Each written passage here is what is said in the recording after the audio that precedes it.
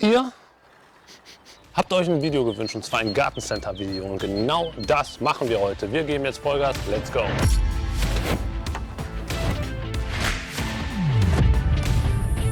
Und da sind wir, liebe Leute. Frohe Ostern an dieser Stelle und herzlich willkommen auf Potplant, eurem Kanal rund um die Pflanzen. Und wie ihr da hinten im Hintergrund seht, ist das Plantenzentrum Welden. Und das Coole ist da, ihr kennt es vielleicht schon, der eine oder andere hat ja da bestimmt schon mal was von gehört. Die haben richtig coole Pflanzen zu richtig geilen Preisen. Ich werde auch versuchen, die Preise auch entsprechend dann immer mitzuteilen. Und ansonsten, ja, würde ich sagen, schnacken wir nicht lang. Denn ihr wisst es selber, Ostern sucht man seine Eier. Ich habe meine Eier schon gefunden. Was ich auf jeden Fall damit sagen will, ist, wir suchen da drin jetzt keine Eier, aber Pflanzen. Let's go!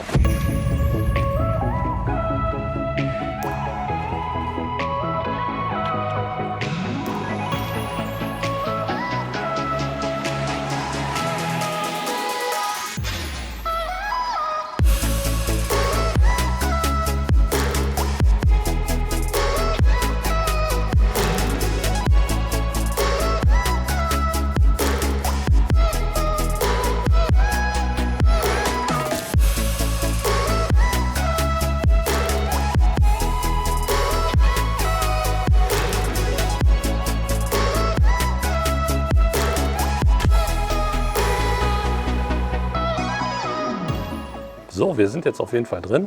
Hier ist der Eingang zum Zimmerpflanzenbereich und das kann sich auf jeden Fall sehen lassen. Hier direkt wird man empfangen mit ein paar Anthurien. Das müsste die Silver Blush sein, und zwar die Crystallinum. Und mal gucken direkt, was die kostet. 38,99 €. Gucken wir da drüben mal. Monsteras? Ja klar, gucken wir uns die mal an. Ich glaube, hier darf ich gar nicht hin.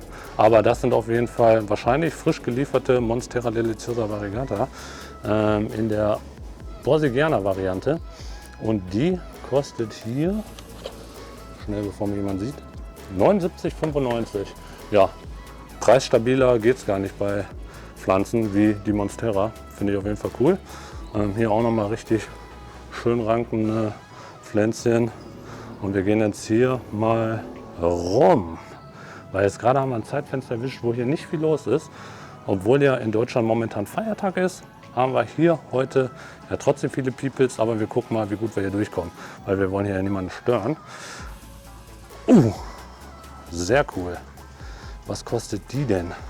Ja, die ist ja auch ordentlich hier am Ranken. 56,95 €. Ja, coole Pflanze auf jeden Fall. Hier auf jeden Fall auch schon ein adultes Blatt mit so Löchlein drin. Pink Princess, die kostet hier 65 € und die ist auf jeden Fall richtig schön gewachsen. Die Frage ist, wie sieht es mit der Panaschierung aus? Die Panaschierung, gucken wir uns mal von der anderen Seite am besten an. Oh, Philodendron tortum kostet hier 22,95 €. Mega coole Blätter.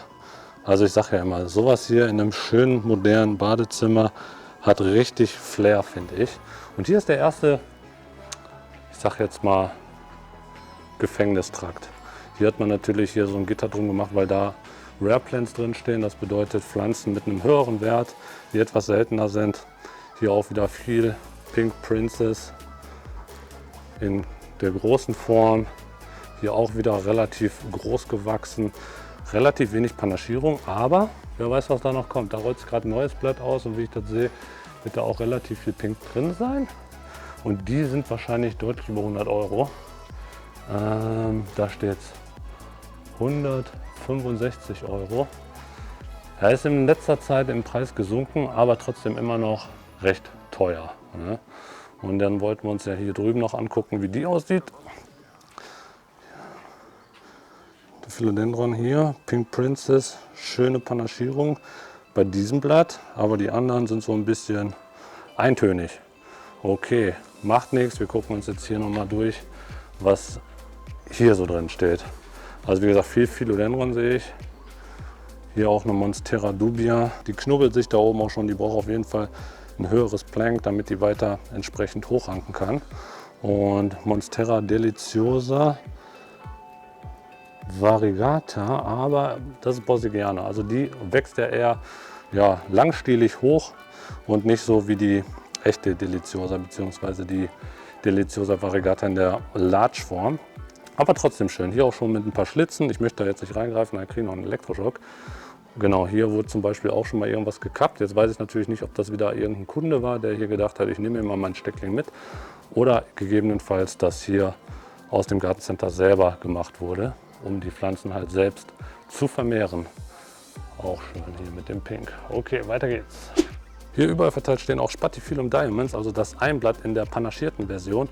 Und ich bin auf jeden Fall ein Fan, weil zu dem Preis eine panaschierte Pflanze ist auf jeden Fall cool, weil die in dieser Größe kostet gerade hier 27,95 €. Hat auch immer mal wieder ein paar Blüten, wobei nicht so viele Blüten wie die nicht panaschierte Version des Einblattes. Aber die gibt es ja auch in verschiedenen Größen. Hier beispielsweise auch noch in viel, viel größer. Wie man sieht hier die Blätter, ich finde es cool.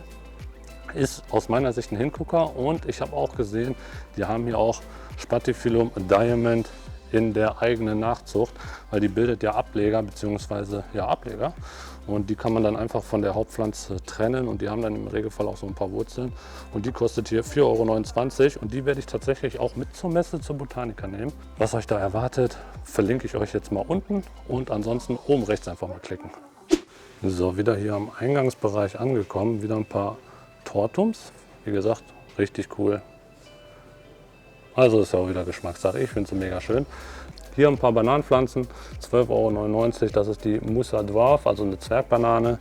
Und die hier bei 12,99 € auch wieder ein schöner Preis. Richtig schöne große Blätter und halt auch, ja, ich nenne es jetzt mal Panaschierung, also dieses Gefleckte hier drauf. Ist auch sehr wuchsfreudig, wobei die jetzt nicht so groß wird wie die typischen japanischen Bananen, die beispielsweise Musa Basio, die auch übrigens winterhart ist, bis minus 20 Grad, die kann man auch draußen stehen lassen, wenn man sie so ein bisschen schützt. Die hier eher nicht. Okay, und dann haben wir hier auch noch was Cooles. Also ich mag ja, wenn die Pflanzen auch so irgendwas Charakteristisches haben. Und genauso ist das bei der auch. Ich weiß nicht ganz genau, welche Sorte das ist. Es ist auf jeden Fall eine Amydrium. Das sieht man ja hier schon am Blatt, an der Blattoberfläche und auch an der Wuchsform. Amydrium cipellianum gefällt mir auf jeden Fall. Sehr wuchsfreudig, pflegeleicht und auch wieder aus meiner Sicht ein Hingucker. Der nächste Tisch hier mit Philodendron. Das hier müsste standardgemäß Brasil sein. Und dazwischen noch ein paar Monstera adansoni in der Standardvariante. Ich habe es versprochen, ich werde mir Mühe geben, Preise zu nennen, und zwar hier 9,95 €. Geht günstiger, aber wie gesagt, Preisdiskussion ist immer so eine Sache. Ihr wolltet gern, dass ich über Preise rede. Hier habt ihr sie. Auch eine schöne Xanthosoma hier in einer schönen Wuchsform und eine schöne Blattzeichnung. Xanthosoma ist für 16,99 €. Die gibt es ja oft sehr, sehr groß und sehr, sehr groß bedeutet auch, nimmt sehr, sehr viel Platz weg. In so einer kleinen Geschichte hier auf jeden Fall ein bisschen freundlicher fürs Wohnzimmer. Sehr, sehr schön gefärbte Orchideen, die Phalaenopsis. Und hier Philodendron gypyoveric. Richtig schön. So, weiter geht's. Auch richtig schön Painted Lady. Auch schön gewachsen. Ist auch eine sehr, sehr schnell wachsende Pflanze. Die kriegt ja hier so hoch und bildet dann immer schöne neue Blätter, auch panaschiert, wie man hier sieht. Aber das ist der Standard bei der Painted Lady. Eine sehr kreative Pflanze, wie ich finde. Und dann schauen wir mal, was es da so gibt. Hier gibt es Bananen und Moos bzw. Kokosrangstäbe. 6,99 €, 4,99 €. Guckt euch mal die Baumstämme an hier, das ist ja mal mega krass. Also zu dem Preis kann man nichts verkehrt machen. Jetzt ist nur die Frage der Fragen, haben die unten Holz oder Kunststoff? Sie haben Kunststoff, perfekt. Ja, ich weiß, Plastik, bla bla bla, ist nicht nachhaltig, ist aus meiner Sicht wohl nachhaltig, weil so ein Ding kann man wirklich viele Jahre benutzen.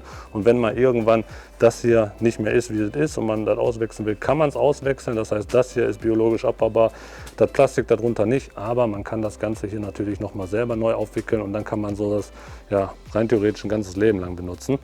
Und hier noch ein paar Töpfchen. Achso, so viel zum Thema Nachhaltigkeit. Ist ja auch immer wieder so ein Thema. Ist ja auch richtig, dass sowas immer mal wieder angesprochen wird. Aber man muss auch mal die Kirche im Dorf lassen. So, weiter geht's. Pink Princess. Pink Princess hier sogar richtig schön panaschiert. Da sieht man, wenn man sich einmal so einen groben Überblick nimmt, wenn man da immer relativ viel hell durchsieht, dann weiß man, das hier sind alles Stecklinge von einer relativ stark panaschierten Mutterpflanze, wo es auch sehr stabil ist.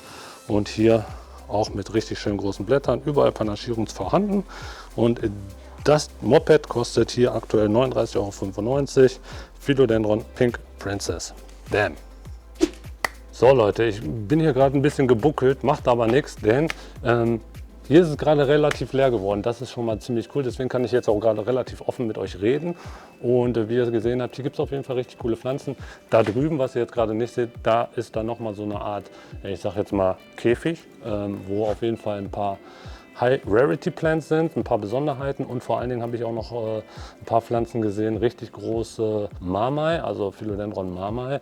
Ich weiß nicht, auf jeden Fall über 100 €, aber richtig groß, und Gloriosum habe ich auch gesehen. Und vor allen Dingen auch noch andere Pflanzen, welche zeige ich euch gleich, aber die sind wie gesagt hier teilweise nicht alle beisammen, sondern teilweise verstreut. Das ist hier wirklich das reinste Fest. Eier suchen schön und gut, aber ich suche hier coole Pflanzen. Weiter geht's. Thurium Crystallinum, hier in der Silver Blush und hier in der Standardvariante. So, ich gucke jetzt mal hier, was so eine große kostet, hätte ich mir jetzt so gerade merken können, kostet 38,99 €. Und die kleinen hier, die hatten wir ja, glaube ich, auch beim Palmann gesehen in dem Video. Verlinke ich euch jetzt auch mal kurz. Die hier kosten 13,98 €. Ich glaube, beim Palmann waren sie was teurer.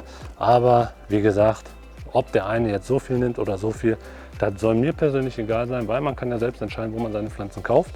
Und die Anbieter wissen auch, warum sie die Pflanze so verkaufen und nicht so. Und deswegen bin ich da wirklich der Letzte, der sagt, kann ja wohl nicht sein, dass der eine so viel nimmt und der andere so viel. Wie gesagt, das ist nicht meine Aufgabe. Okay, und hier, viele von euch wird das freuen, denn hier haben wir Heuers. Bei den Heuers bin ich auf jeden Fall raus. Ich sage euch einfach nur, was die kosten. 18,99 € hier in dieser Wuchsform und in dieser Blattvariante. Finde ich, sieht ehrlich gesagt schön aus. Kann man auch schön ranken lassen. Und hier unten auch noch so ein bisschen mit gesprenkelten. Wenn man das hier so anguckt. Viele von euch sind Fans, ich weiß. Kostet 6,99 €. Hier die von oben noch in der kleineren Variante. Kostet 10,99 €. Was haben wir noch? Das Moped hier, wo ich ganz genau weiß, dass hier sich auch gerne Wollmäuse einnisten. Kostet 8,99 €. Heuer kompakter. Was haben wir noch? Was haben wir noch? Das sieht ja ulkig aus. Hier drüben noch. Auch eine schöne, glaube ich. Kostet 11,99 € in dieser Variante hier. So was Buntes. Heuer Australis Lisa. Also, liebe Lisa, wenn du gerade zuguckst, 7,99 €. Für dich steht sie hier. Und dann geht es hier weiter durch. Hier haben wir so Regale stehen. Und da gucken wir uns jetzt auch mal an, was da so für Pflänzchen sind. Überall, wo ich denke, es ist schön, bleibe ich stehen. Das hier zum Beispiel. Das könnte doch schön sein. Canosa, auch genannt Publicalix, für 5,99 €. Schön gewachsen, die Blätter, guckt mal selber. Schick, schick. Hier auch mit sehr, sehr langen Austrieben. Und dann gehen wir weiter. Auch schön, auch eine krasse Zeichnung. Okay, hier drüben hört es auf mit den Heuers. Da haben wir ein paar Syngonien. Monstera Peru kostet 31,95 €. Ja, schön ausgetrieben, würde ich sagen. Monstera Peru oder auch Castellanum genannt. Hier haben wir noch so ein paar Syngonien und hier fängt es dann an, richtig wild zu werden. Denn hier sind Geigenfeigen relativ groß gewachsen, wie man sieht, und alles andere. Hier eine Sisi Plant, aber ohne Panaschierung, weil die würde wahrscheinlich dann auch nicht einfach hier so stehen, weil von so einer Sisi Plant in panaschiert ist so ein Blättchen ja locker 10 bis 20 € wert, so ein Blatt. Also da muss man sich mal reinhauen. Und da haben wir auch noch ein paar Pachira oder auch Glückskastanie genannt. Okay, hier auch noch mal so ein paar Pälmchen, Kokos. Und hier geht es weiter in die Kakteen-Ecke. Wollen wir uns das angucken? Ich würde sagen, nein. Die Kamera sagt nein, also gehen wir weiter. Tja, ratet doch mal, was hier in diesem Topf steht. Dieser Topf ist ziemlich groß und da drin steht eine Monstera. Und zwar Borsigiana, hochrankend, ziemlich groß. Natürlich hier in der panaschierten Form. Ich kann euch leider nicht zum Preis sagen, weil ich da die Pflanze bzw. den Topf nicht da unten rausholen will, weil da hebe ich mir einen Bruch. Aber davon stehen hier genau 3 Stück in XXL. Noch eine Zebrina, aber hier mit der Besonderheit, der Stiel ist schwarz. Sogenannte Black Stem Variante. Preis kann ich euch jetzt gerade nicht nennen, aber ist auf jeden Fall auch eine Rarität, denn schwarze Stämme bei der Zebrina sind nicht normal. Normaler sind die so, wobei ich die auch ehrlich gesagt viel schöner finde, mit diesem typischen Zebra-Look. Aber machen wir mal hier weiter. Und zwar hier, gucken wir direkt mal drauf. Wuppiwupp, 19,99 €. Alocasia Elefantenohr. Ne, Elefantenohr ganz klar. Große Blätter, sieht aus wie ein Elefantenohr. Hier auch nochmal schön zu sehen. Und hier neben wieder der Philodendron gloriosum. Wie gesagt, ich glaube, das waren jetzt 130 € knapp. Richtig schöne große Blätter. Hier nochmal im Vergleich die Hand. Mega geil. Und hier, guckt euch mal dieses Blatt an. Sieht auf jeden Fall cool aus. Hier mit dem glänzenden Blatt. Gerade jetzt hier im Licht. So ein bisschen ledrig. Hat auf jeden Fall auch Stil. Kostet 13,99 €. Ne, Quatsch. 44,99 €. Und auf dieser Seite fangen dann die kleineren an, wie man hier sieht. Da ist alles Mögliche dabei. Von Melo über die typische Dragon Scale, die in dieser Größe hier wahrscheinlich um die 12 € kostet. 13,99 €. Dragon Scale in der Standardvariante hier 11,99 € die Zebrina.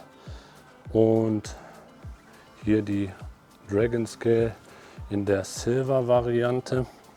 Gucken wir auch noch mal. Auch 13,99 €. Hier ist die Melo. Alocasia Melo, auch ein mega schönes Pflänzchen. Guckt euch mal hier das Blatt an. Diese Oberfläche ist wirklich, finde ich, so ja, fast einmalig. Kostet 44,95 €. Richtig schöne Pflanze. Und darüber steht die Monstera Thai Constellation hier. Auch noch mal im Vergleich meine Hand. Die geht auf jeden Fall unter, denn das ist auf jeden Fall eine XXL-Variante der Monstera Thai Constellation. Ich kann euch jetzt nicht den Preis sagen, weil der Preis jetzt einfach hier nicht zu sehen ist. Und so eine Pflanze hole ich hier auf jeden Fall nicht mit einer Hand aus dem Topf raus. Da würde ich mich killen und die Mitarbeiter würden mich hier wahrscheinlich auch killen. Und hier auch nochmal Dragon Scale Silver Variante für 3,49 € für so eine Pflanze. Auf jeden Fall ein Schnapper, würde ich sagen. Geht auf jeden Fall klar. Was haben wir denn hier? Ist das eine Panaschierung? Ne. Hier noch mehr Alocasia Babypflanzen. Das ist hier wieder die Standard Dragon Scale. Die kostet hier 9,99 € in diesem Tontöpfchen. Und hier nebenan direkt die Alocasia Black Velvet. Warum Velvet? Weil die Blattoberfläche halt so ein bisschen velvety ist. Also samtig. Und hat auf jeden Fall auch immer wieder ja, was Schönes, wenn man die hier in so einer Vielzahl sieht. Und daneben an wieder die Silver Dragon. Und hier geht es dann in einen durch. Hier ist noch die Alocasia Stingray. Stingray wegen der Optik, weil es so von oben aussieht wie ein Stachelrochen. Und das ist die Alocasia Lauterbachiana, wenn mich das nicht alles täuscht hier. Kostet 12,99 €. Hat halt auch eine schöne Blattunterseite und gleichzeitig halt auch so charakteristisch lange Blätter mit diesen geriffelten umdrum. Auch eine coole Pflanze und ich würde sagen, gucken wir uns jetzt nochmal den Käfig von dieser Seite an. Das hier müsste zum Beispiel jetzt direkt auch eine fette Rarität sein. Das ist eine Anturia. Wo ich jetzt gerade den Namen nicht weiß, könnt ihr gerne mal in die Videobeschreibung schreiben, weil diese Blätter von der Anturium sieht man sehr, sehr selten. Und da steht es Anturium pedatoradiatum und sieht man wirklich sehr, sehr selten. Genauso wie hier die Monstera Esqueleto. Die ist auch nicht gerade günstig. Da ist der Preis. Kostet 729, aber man sieht, hat auf jeden Fall mehrere Blätter. Ich glaube jetzt so 6 Stück. Und die Blätter sind auch sehr groß. Also die ist jetzt relativ weit da drin, aber die Blätter sind auf jeden Fall, ich sage jetzt mal 2 Handflächen groß. Und hier haben wir noch eine Anturie, Anthurium veitchi, die kostet wahrscheinlich auch um die 600 € oder 500. Wobei in Holland kann es ja auch mal günstiger sein. Da unten steht Anthurium veitchi für 299, so eine große. Ja, das geht auf jeden Fall, würde ich sagen. Und ansonsten hier nochmal ein schönes Blatt von der Burlemax, richtig camouflagemäßig, hat auf jeden Fall auch wieder Stil. Hier sind noch so ein paar Hoyas für 9,99 €. Hier noch ein paar Monsteras in der panaschierten Variante, sieht auf jeden Fall auch richtig schön aus, genauso wie dieses schöne Blatt der Anturie. Jetzt sind wir in der Syngonium-Maranta Kaladien-Ecke und da ist alles dabei. Hier zum Beispiel Maranta, ich glaube, die kosten hier gerade nur so um die 8 € oder irgendwie sowas. Auf jeden Fall cool. Die war ja auch mal bedeutend teurer. Hier so ein paar Syngonien, wobei das sind alles Standard-Syngonien. Und jetzt, liebe Leute, fängt es ja wieder an mit den Kaladien. Die Kaladien-Saison ist ja mittlerweile gestartet. Ich hänge mal wieder hinterher. Aber ja, das ist so. Ne? Ich wollte ja eigentlich zum Saisonbeginn direkt eine Folge starten mit dem Aufwachen aus dem Winterschlaf, aber ja, meine treiben noch nicht aus, weil ich die jetzt noch nicht besonders warm gestellt habe. Aber hier Kaladien sind schön und meine Kaladien-Folge wird auf jeden Fall in den nächsten Wochen kommen. Und das hier ist zum Beispiel die Thai Beauty.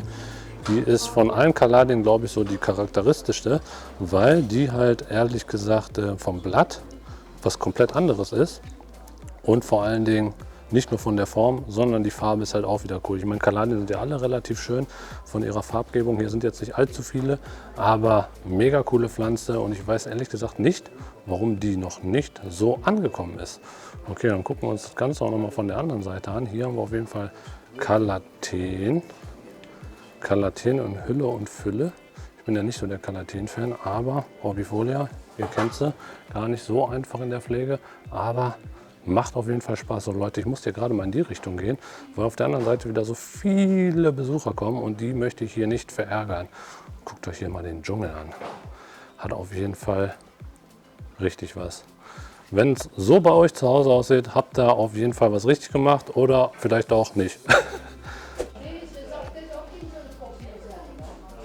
Ich weiß nicht, ob ihr das gerade hört. Ich habe übrigens meinen Mundschutz jetzt abgenommen, weil jetzt gerade wieder ein bisschen leerer wird und ich hier gerade in einer einsamen Ecke bin.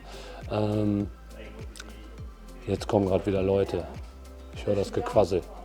Deswegen sehen wir uns jetzt gleich an einem anderen Ort.